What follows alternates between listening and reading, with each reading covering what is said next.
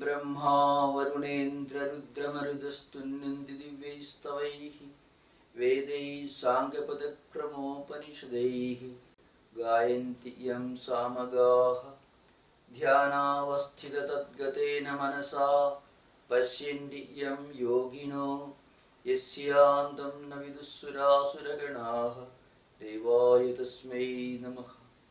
ॐ श्रुतिस्मृतिपुराणानाम् आलयं करुणालयं नमामि भगवत्पादं शङ्करं लोकशङ्करम्।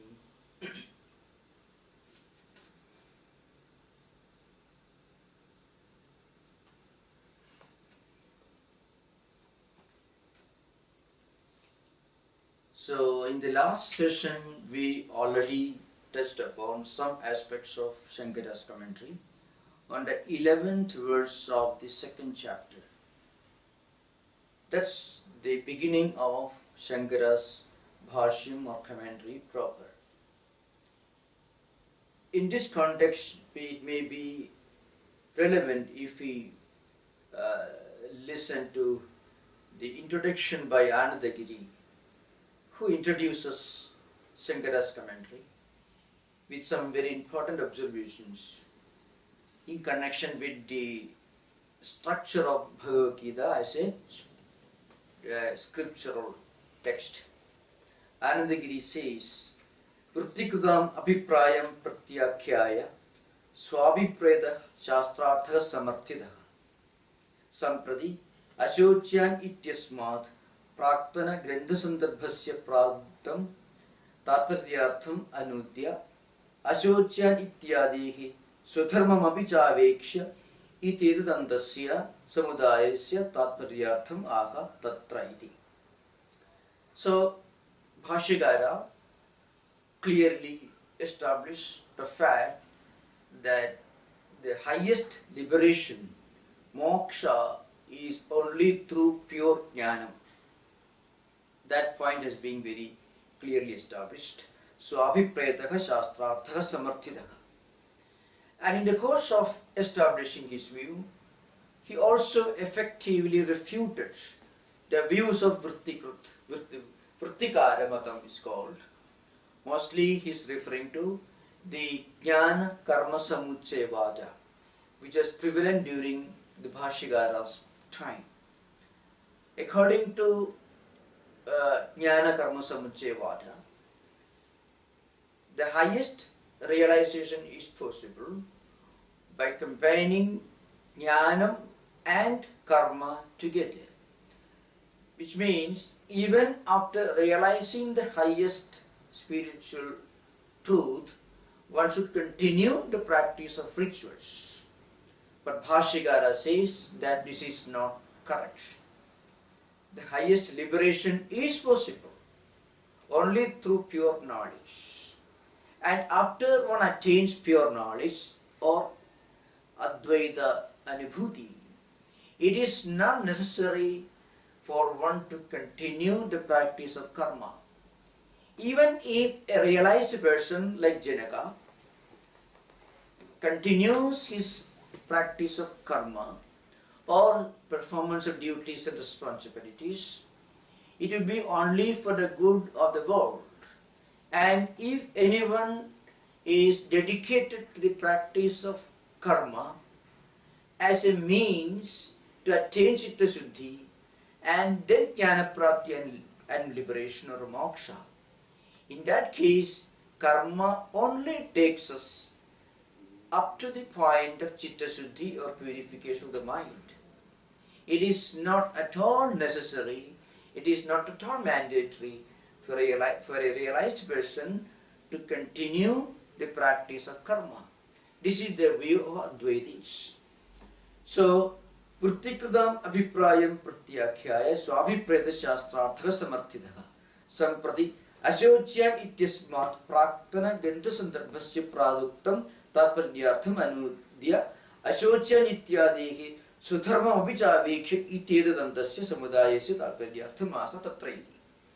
So, from 11th verse of the second chapter up to the 31st verse, that is swadharmam abhichaveksha na vigambidum arhadi etc. The Bhashyara says that is a particular text which is going to be discussed in the coming sessions.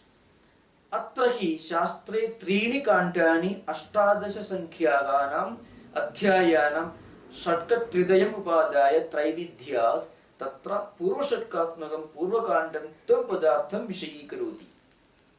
Now, according to traditional scholars, the whole text of Bhagavad Gita is divided into 3 kandas, kandatrayam, 3 sections. Each section having 6 chapters. So the first chapter to 6th chapter, including that is called Purvakandam, then up to 12th Madhyamakandam, from 13th up to 18th Antimakandam. So each of these kandas have some integral relationship with the Mahavakya Tattvam Asi. It is a Mahavakya that is expounded in the Chandogya Upanishad in the 6th chapter in the form of a dialogue between Uddalaka and Shvetaketu. So here, tatra purvashatkatmakam purvakandam tam padartham vishayīkaroti, madhyamashatkarupam madhyamakandam tad padartham gocharayati. So the second kanda, having 6 chapters, deal with tad padartha, andima shatka lakshanam, andimam kandam padarthayohu aikyam vakyartham adhigaroti. The third kanda, that is from 13 to 18 chapter, this particular section deals with the padarthayohu aikyam, that is asi, the identity or the unity between tum and tat padarthas. After this, we will continue the discussion with the second part of this. Towards the end of this Bhashya, the Bhashya on the 11th verse, the Purvapakshin asked one question, Kutaha te ashocyaha yatu nityaha katham? It's a reference to what we already discussed in the last part of the last section in the Bhashya. So, towards the end of the Bhashya on 11th verse, the Bhashyakara says, Panda Atma Vishaya Buddhi Yesham Tehi Panditaha Panditya Nirvidya Iti Sudehi. So, who is a Pandita? Pandita is a person who has got true knowledge, Atma Jnanam. So, it is Atma Jnanam that makes a person a Pandita, a knowledgeable person. Paramartha tu Nityan Ashuchyan Anishochasi Ato Mudhaga Asi Iti Abhiprayaka. So, the Bhashyakara has already made it very clear. He says that Arjuna has absolutely no reason at all to worry about either Bhishma or Drona or any of the elders. From a purely empirical point of view, from a worldly perspective, they are extremely well-educated, knowledgeable people. Bhishma and Drona are far superior to Arjuna in the knowledge of Shruti, Smriti and Puranas and other scriptures. So they know perfectly well what they are doing. They are not in need of any instruction or education. In fact, they are much better informed and knowledgeable than Arjuna himself. That's from a purely empirical Vyavaharika perspective. From a Paramarthika perspective, they are the Atman. The Atman is Nitya. Atman is Sarvikara Atita. It doesn't undergo any of the changes like Jayate, Asti, Vardhate, Viparinamade, Apakshiyade, Vinashyati. Atman is not born because birth indicates a transition from a state of relative non-existence into a state of existence. Atman always exists, so it cannot come into existence, so it has no birth. And Atman can never cease to exist, so it has no death. So Atman is beyond Sarvikaras, 6 changes. Jayade, Asti, Vardhati, Viparinamade, Apakshiyade, Vinashyati. Birth, existence, growth, evolution, decay and death. none of these changes affects the Atman. Atman is Trigala Apatita. Atman remains the same, unaffected by the changes in the past, in present and future. It's beyond time, beyond space, beyond causation. So Atman is Nitya. And in fact, in true nature, in reality, Bhishma and Drona are not the physical bodies or physical mechanisms. They are the Atman. So there is no reason at all for you to worry about them. So when Bhashyakara stated this, the Purva Pakshin asked one question. Kutaha te ashochyaha yataha nityaha katham? How do they become beyond grief? Why? What's the reason why Arjuna need not worry about them, need not have any grief over them? Because they are nityas, they are eternal, they are immortal, they are beyond time, space and causation. How? What's the reason for this statement? So this is how the Bhashyakara connects the 11th verse to the 12th one. So the 12th verse is Natvevaham jadunasum nattum neme janadhipaha nachaiva na bhavishyamaha sarve vayamatah param. So the 12th verse tells us that this Atman always exists, always existed and will always exist.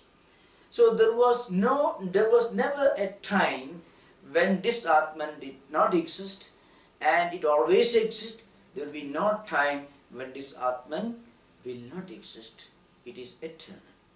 So the literal translation of this verse is Aham tu jatu na asam iti na eva. Not that there was a time when I did not exist. There was no time when I did not exist. Tvam na asihi iti na. And there was no time when you did not exist. Ime janadhipaha na asanna. These kings, janadhipaha, na asanna. There was no time when these kings did not exist. Sarve vayam atah param na bhavishyamaha iti naeva. And we are not going to cease to exist in future either. There will be no time when we will not exist. That means you, myself and these kings always existed, exist now and will always exist. That's our true nature. Not as this body, not as this body mind complex, but as the Atman, as the eternal Atman, which is time, which is beyond time, space and causation, which is eternal, which is immortal. We always existed, we will always exist. So what is the justification for your grief? This is the literal meaning of this verse. Now the Bhashya begins. Natu eva jatu kadajit aham na asam kintu asam eva atiteshu dehotpatti vinaseshu nityam eva aham asam iti abhiprayaka. So, never was there a time or a state when I did not exist. The reason is, I always existed. There was no time when I did not exist. So what's the meaning? The meaning is that when the body comes to an end, when deaths happen, I do not cease to exist. That is at the time of Dehotpatti and Vinasha. When the body comes into existence, I do not come into existence because I, the Atman, the all-pervading Brahman, always existed. Therefore, I do not come into existence when I am born. I am beyond birth. And I do not cease to exist when I die because I am beyond death. That's my true nature. So then what happens to birth and death, that is only a series of changes: birth, existence, growth, evolution, decay and death. These changes are related only to the body and not to the Atman. This is the true implication of this particular term. Tatha natvam na asihi kintu asihi eva. And not only that, similarly, there was no time, there was never a stage when you did not exist, for you always existed. You the Atman, just as I the Atman, always existed, always existing, and will always exist, will never cease to exist. So there was no time when these kings, Imaginatibhaga, when these great leaders of men and women, when they did not exist. They always existed and they will always exist. There will be no time when they will not exist. Sarve vayam ataha asma deha vinashat param uttaragaliya vitrishu apikareshu nityaha. So, asma deha vinashat param uttaragaliya api. So even after the end, after the body is destroyed, even after the so-called death, which is nothing but a change that happens, and the change is something that happens only to the body, not to the Atman. Therefore, the Atman, will always exist, existing in all the three times, in the past, present and future. Atmaswarupena ityartha, nityaha atmaswarupena ityartha. We can claim to be nitya only in the highest paramarthika sense. Deha bhedanuvritya bhagavajanam na atma bheda viprayena. So then bhagavajana is used here, I mean the plural term is used here, because the reference is to plural number, because the reference to several bodies, because we go through several lives one after another, as bodies, as body-mind complexes, we may come and go, so the plural term is used, but Atman is the same in all the three senses. So that's the idea behind.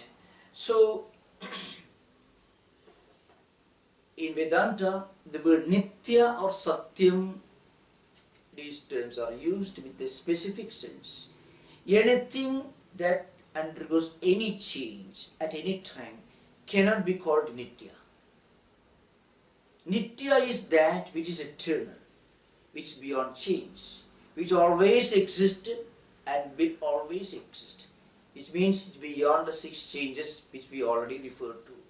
And Nitya is something that exists without any change in the past, present and future. And Nitya is the same in the waking state, in dream state and deep sleep state. So Trigara Badhidatvam, Shavigara Adidatvam and Trigara Avasthatraya Adidatvam. Avasthatraya Badhidatvam. These are the essential characteristics of anything that we consider to be Nitya or real in the absolute sense of the term. Now, Vedanta does not reject the idea of other aspects of God. So, according to Vedanta, the highest concept of God is one eternal, immanent, omnipresent, transcendental reality, which is Atman or Brahman. Still, the other categories in the evolution of God are not rejected by Vedanta or Advaita. Only Advaita points out that as we evolve in our spiritual life, our idea of God also evolves. So long as the world is real, you have to accept a creator God as the reality. But the moment we understand the relativity of the world, the moment we realize the fact the world is only relative entity, then our idea of God also goes beyond the God, the Creator. Then we realize that the highest concept of God is one Atman that is present, immanent in everything, and which is present everywhere.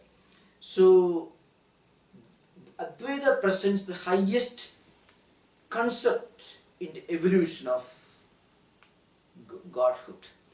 Beyond pantheism, which is the beginning of the evolution of the idea of God, where we equate God with nature. Pantheism, where we realize there is a spirit immanent within everything in this world. And then polytheism, where we conceive of a God behind every natural phenomenon. And a monotheism, where we accept one supreme deity, the Creator God, who is the supreme creator and who is the governor, the ruler of the whole creation. And monism, which talks about, it deals with the idea that the highest idea of the absolute reality is one impersonal, attributeless reality. So all ideas are accepted by Vedanta or Advaita, but according to Advaita proper, as we evolve towards higher and higher levels of our spiritual growth, we slowly reach the, or realize the fact, not just believe it, but we realize the fact that God lives within everyone and God is present everywhere, and that God is one attributeless, impersonal, nirguna, niragara, nitya, reality, one divine principle that is immanent and also omnipresent. That's why Bhashyakara says, Apitrishu apikaleshu nityaha atma surubena ityartha. When we interpret ourselves as the Atman, then we realize that we have no birth and we have no death. We are beyond the six changes. Now, in this context, perhaps it is important for us to give a bird view of the concept of reality in Vedanta. In Vedanta, the highest reality, the most, the peak of our concept of reality is Paramarthika Satta. And that Paramarthika Satta is the one without a second, Ekam Advayam, Atman or Brahman. As I mentioned, it is Nitya, it is beyond birth, beyond death. Below this highest concept of the absolute reality, there are different levels. Below this, the Vyavaharika level, the empirical level. At the empirical level, this world, all that we see around us, all these belong to the empirical level. Vedanta doesn't say that this world is absolutely unreal. Vedanta only tells us that the world is not absolutely real. That's a very important point to remember. Shankara or Advaita philosophy never makes a statement that this world is absolutely unreal. What Vedanta says, what Sri Shankaracharya states is that this world in which we live, which we interact with, of which we are a part, is a world of changes.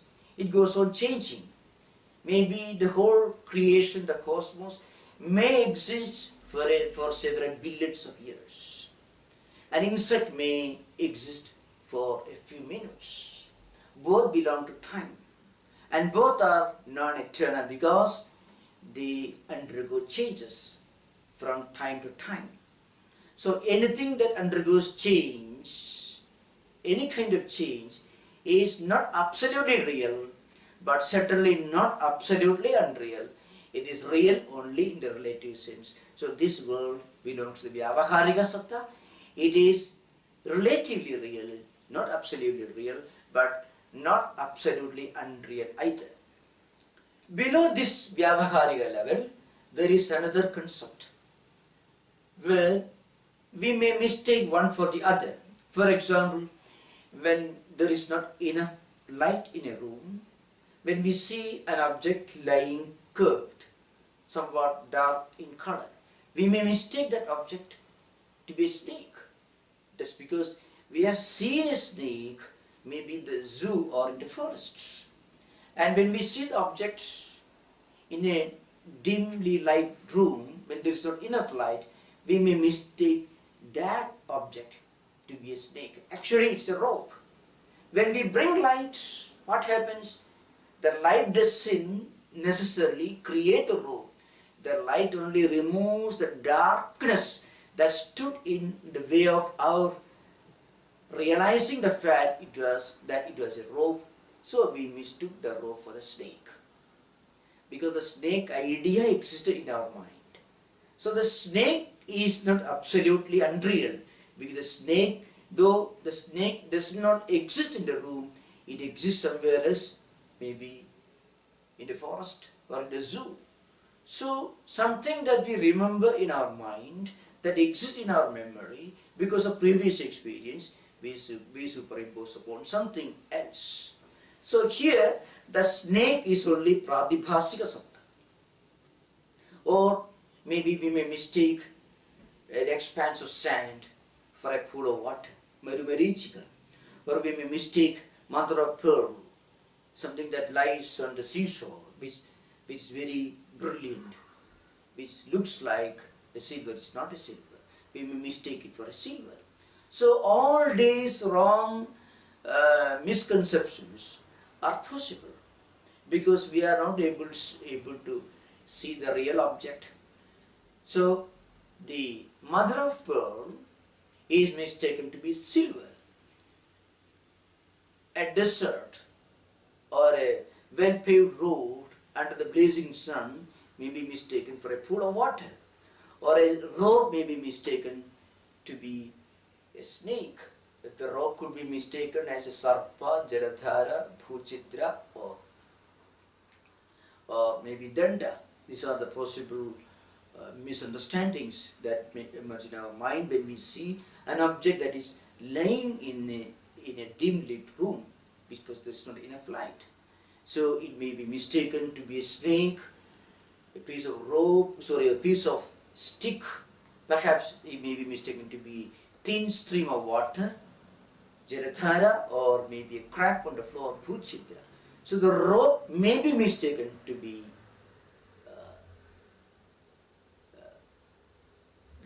the rope will be mistaken to be a snake. Snake is not totally unreal. Snake exists somewhere, but it's not there exactly. For all these misunderstandings, there should be a foundation. We mistake the rope for a snake, but without a rope, we won't mistake the rope for a snake. We may mistake a desert for a pool of water, but the desert is there. The pool of water is not there. So, for all these wrong notions, there is a foundation of reality. Only the reality is not recognized to be real. Now, there is, at the other end of the spectrum, there is something which is obviously a self-contradiction, which is absolutely unreal. So Vedanta gives the examples of Vandhyaputra, Kapuspa, Gandharvanagara, Jasavishana, etc. Maybe the child may imagine there is a city, or maybe a number of shops and markets in the sky in the evening when there is brilliant light. When a child is looking at the sky, he may mistake the sky to be a well-illumined city. These are possible imaginations which are totally unreal. Sasavishana, the horns of hare. Kapuspa, we imagine there is a garden of flowers in the sky. And maybe the son of a barren woman. All these are absolutely unreal, because the very term itself involves an obvious contradiction. So these are four levels of looking at reality. At the one end, there is the absolutely unreal reality, the absolute reality, that is Brahman or Atman. But at the other end, there is absolute unreality, like Kapushpa or Gandharvanagara, etc. Then between these two, there is the Vyavaharika Satta, this world and all these empirical experiences. Then there is a Pratibhasika Satta, where we may mistake a rope for a snake. The snake is a Pratibhasika entity. We may mistake a mother of pearl for a silver, but silver is actually not real. And again we may mistake a desert for a pool of water. In fact, a pool of water is a Pratibhasika sometimes. So these are four levels of reality. So here Bhashyakara says, in reality, our true nature is that we are the Atman. The Paramarthika Satta dimension of our personality is that we are the Atman, the eternal, the unchanging, the everlasting reality. Then this body, this mind, and all these empirical experiences, they are real only in the relative sense. They are not real in the absolute sense. So that's an important point to remember. In a way, these ideas are related to some of the famous Upanishadic statements like Sarvam Khalvidam Brahma, or maybe it's also related to certain important Vedantic statements, So all those ideas are explained here.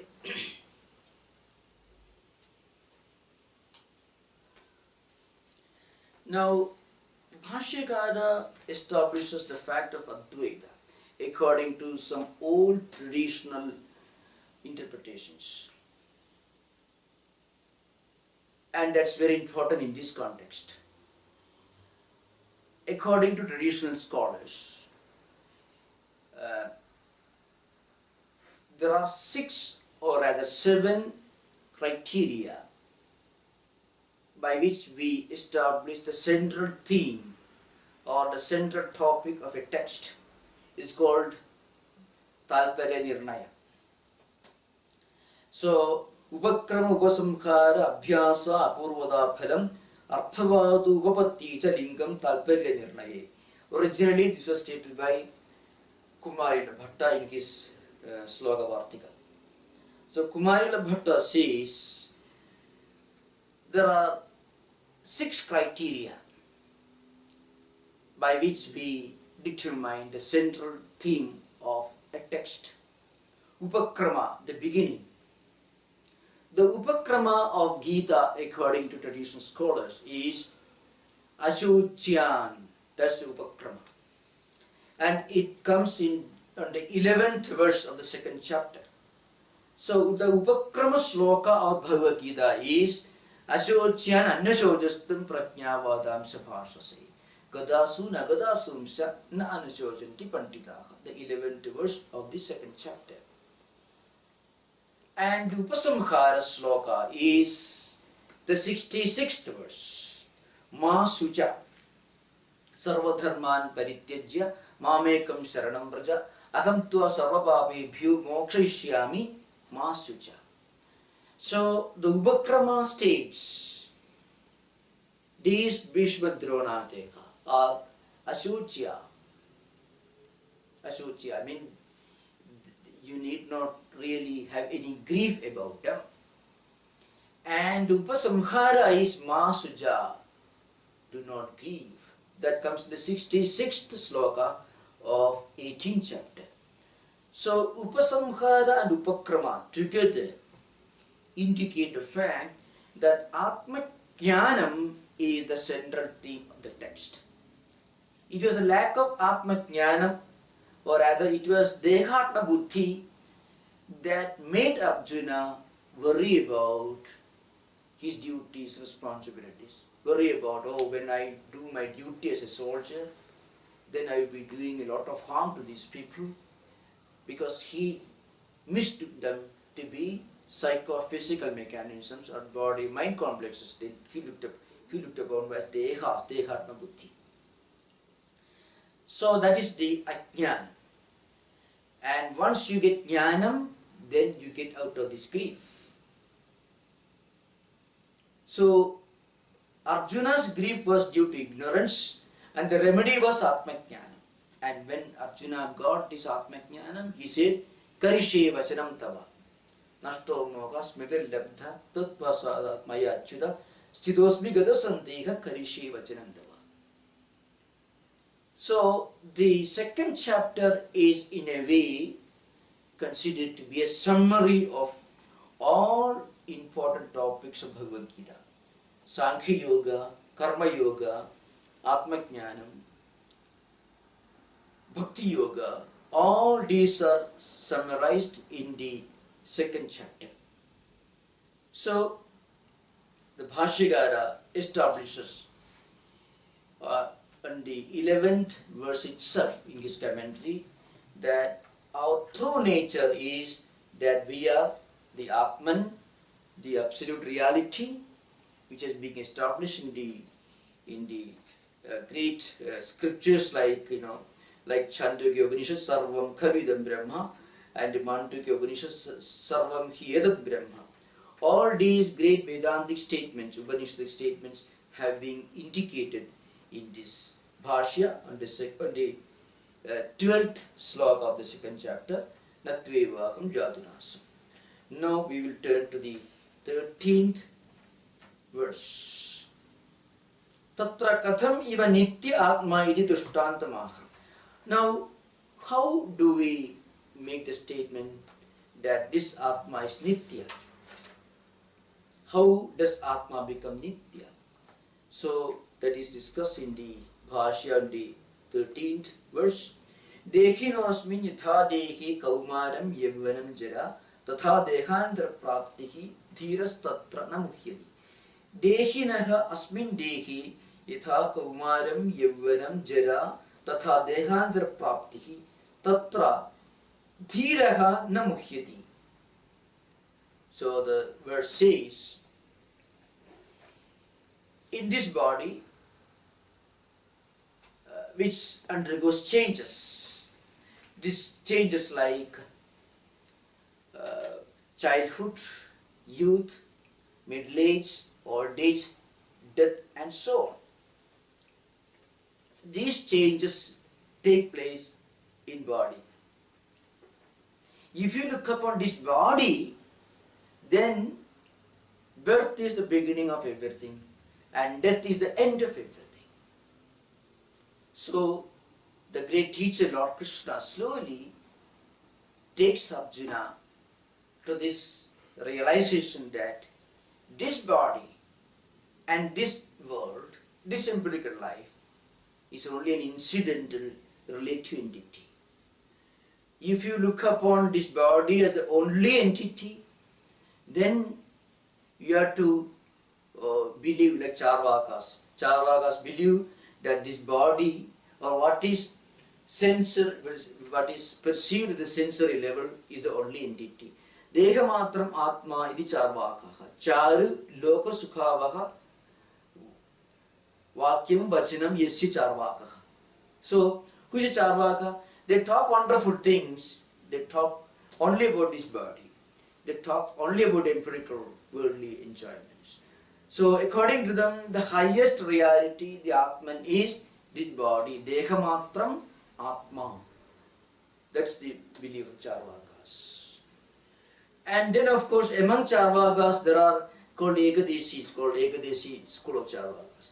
They believe that Indriya, Mana, Prana, and Deha, they're all constitute together. Just body mind complex is the only entity.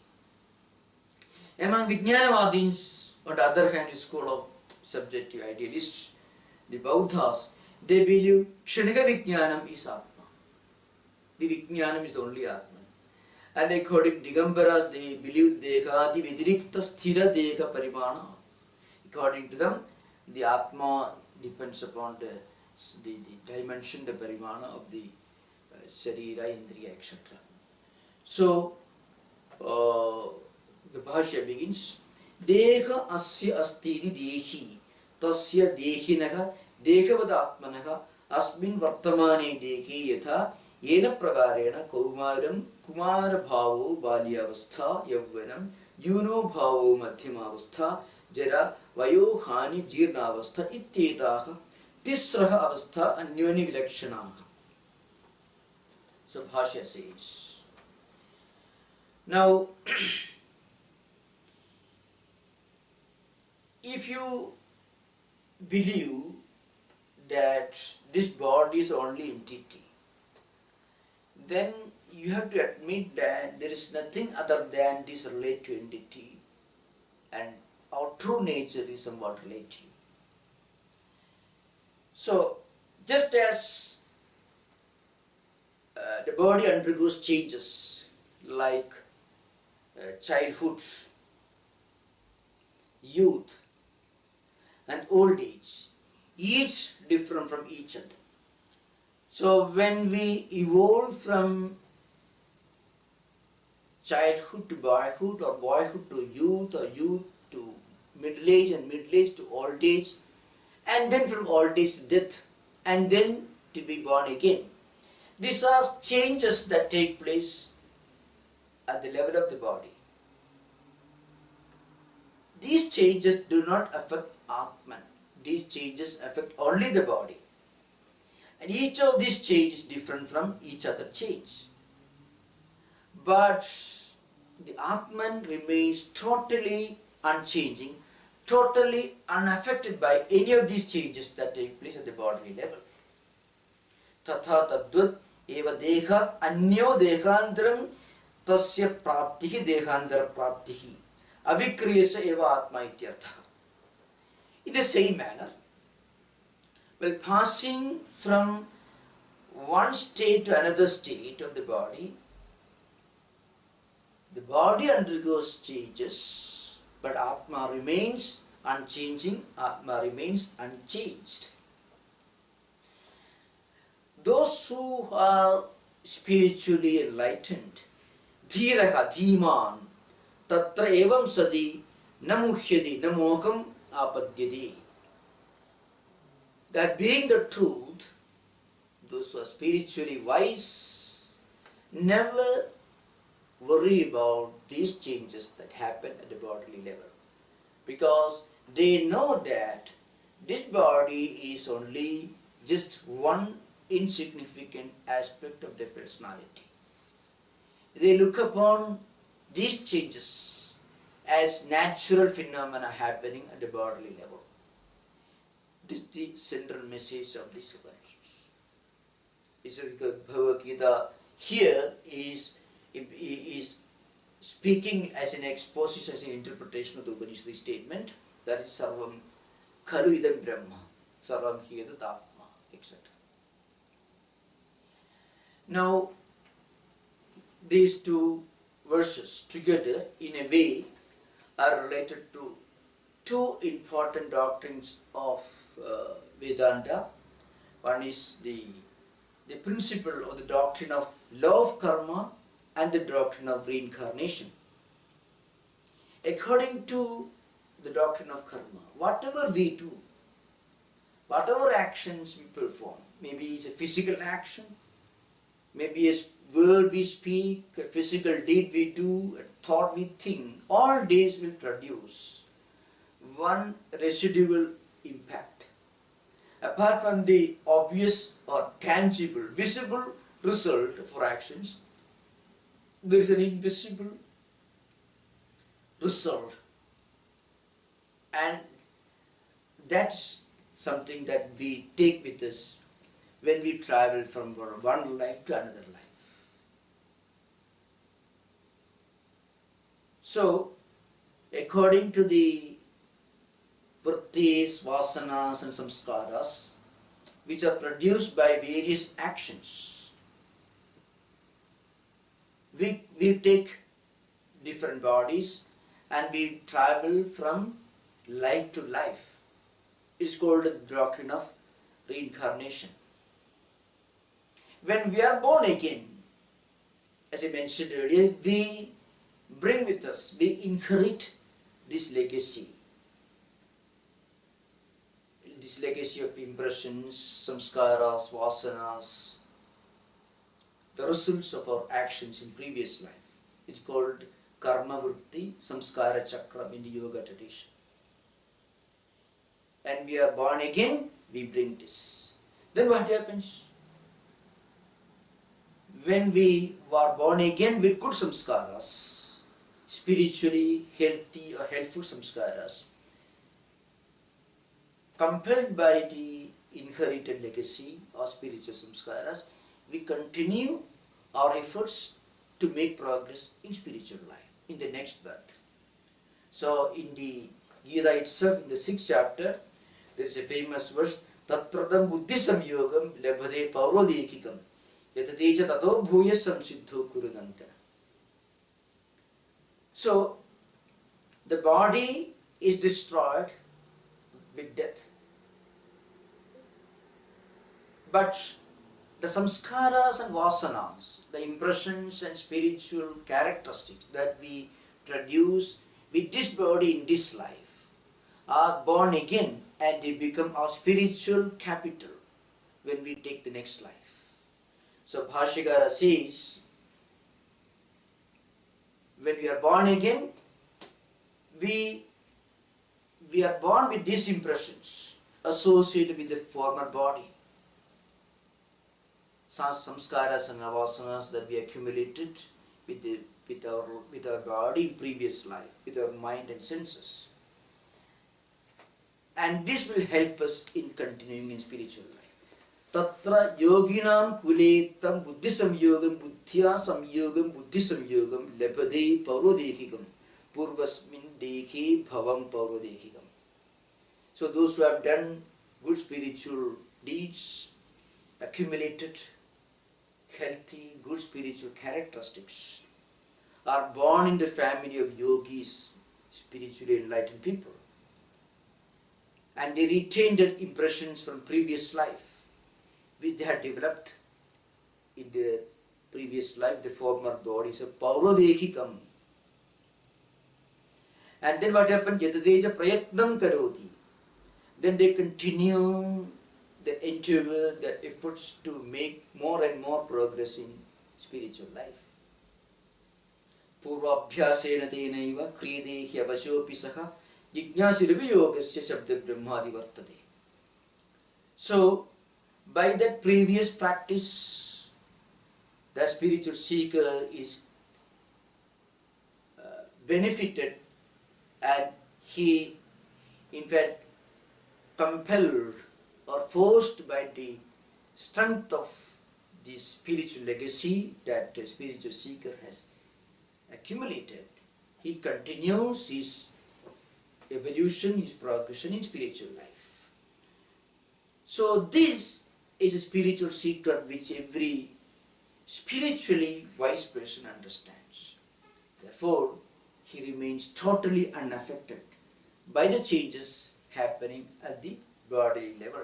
Dhiraga dhiman tatra evam sadi namuhyati namohamapatyati. Because a spiritually advanced soul understands these changes taking place at the physical level do not in any way affect him, the real him, because the real I is Atma, which remains unaffected. But every good action, every spiritually meritorious deed that we perform in this life will help us in a very big way to continue our onward spiritual journey.